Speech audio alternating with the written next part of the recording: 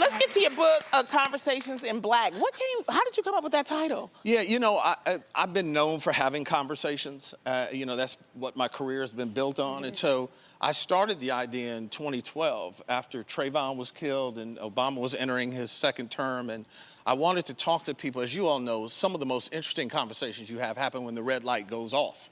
And you're just talking because people kind of lay down and the air's down and they talk to you. And so I got a TV project, I had to put it down, and so I revisited it last year and asked 40 people to come to the table. And it's written as if we're all in the same room having a conversation, though none of us were. Okay. I was the linchpin. I talked to everybody, and then I put it all together so it reads like a conversation. That's good. Well, in one of your chapters, you asked the question, how is Black girl magic changing America? What is your answer to that question? Listen, I've got a 25-year-old daughter, a beautiful wife, and I mean, Black women are, and it's not just cliche, they are doing it. Women of color are doing it without Let them know. question.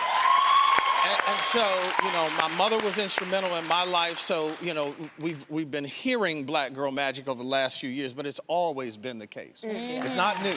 Yeah. And so I wanted to make sure that we did a chapter that looked at that, but I also wanted to look at the women who aren't making it, who aren't Olivia Pope, who aren't Michelle Obama, who aren't Oprah, who are struggling and trying to make it, maybe gone down the wrong path, and we need to make sure that we don't let them fall through the cracks either. So we wanted to do that. Great. That's right. That's so great. That's right.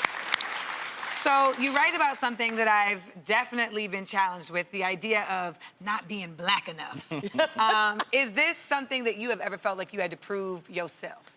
I've never felt that way. Right. Part of it is just being from Detroit. It's difficult not to be Black in Detroit. Exactly. Right? But being light, as I've been my entire life, Them light eyes, right, the whole nine, there is a sense of, you needing to prove to people you're Black enough. Do you ever eat a mayonnaise sandwich, or some sugar water, or, that kind of crazy stuff. And if it's color, are you telling me that Clarence Thomas is Blacker than Louis Farrakhan? I'll take that bet anytime. And right. so, we still trip over that rock about what's Black enough, who says it's authentic enough, and that kind of thing. But what I was most proud about in the book is it's very candid. People are very real in it. And what I want is people to read this in a group, have a conversation, and more importantly, then move to action. Yeah. We talk too much. Yeah. We talk too much. Yeah. Too many conversations lead to nothing. Yes. You might as well go see a movie if you're just going to talk. Yes. So Thank we need you. to be about doing and changing. Yeah. So conversations in Black to actions in Black. Exactly. Oh, I love that. Well, one of the things you do talk about, though, is stereotypes in TV and movies. So what do you think about shows like The Real Housewives or Love and Hip Hop?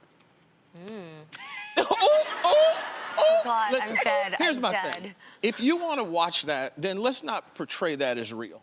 Okay. And if you want to watch that, be mindful of who you watch it with. And so, again, my daughter's in her mid-20s, but if you're under that age, that's all you've ever grown up with. And you start to believe that foolishness is real. Correct. Yeah. It can be entertaining. I've never watched them myself. Okay. But, and I don't say that like I've never watched, I just haven't.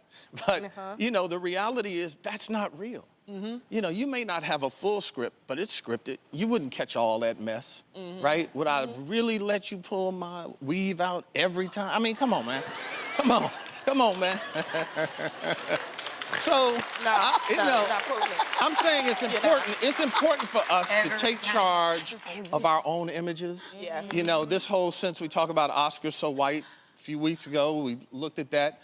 If Oscar ain't white no more, he's still pale. And so then we have to start doing about owning our own and doing our own. And so that's what we hope these discussions will be.